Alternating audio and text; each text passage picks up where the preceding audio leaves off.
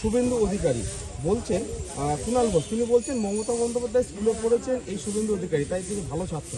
কি বলবেন? শুভেন্দু অধিকারী আমাদের অত্যন্ত সিনিয়র লিডার, কিন্তু তার সাথে কুণাল বাবুর পুরো কথাটা আমি অত্যন্ত পজিটিভভাবে লিখছি। তার কারণ হচ্ছে উনি বলেছেন সুকান্ত মজুমদার বিজেপির নবজাতক, এই শব্দটা ব্যবহার করেছেন।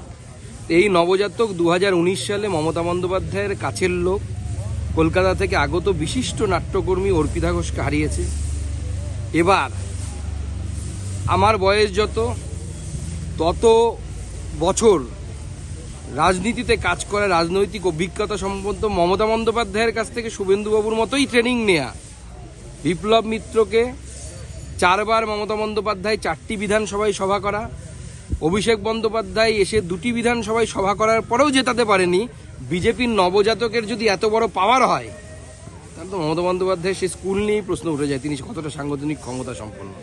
কারণ বিপ্লব মিত্র 45 বছরের বেশি, আমার বয়স 45 বছর এই মুহূর্তে, বিপ্লব মিত্র 40-45 বছর রাজনীতিই করেছেন, শুধু সিনিয়র লিডার, আমরা সেই হিসেবে শ্রদ্ধাও করি।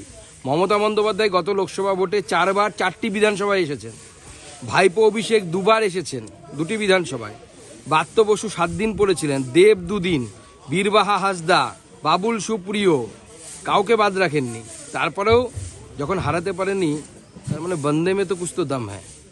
আর তার থেকেও বড় কথা, কুণালবাবুকে বলি, বিবেকানন্দ সেই গল্পটা পড়তে কুপমুন্ডক বলে একটা কথা আছে।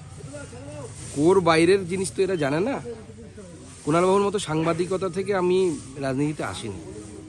ভারতবর্ষের নয়, পৃথিবীর এই যুগে সংগঠন শাস্ত্রের সর্বশ্রেষ্ঠ যে সংগঠন, সেই সংগঠনে 22 বছর কাজ করে এসেছি।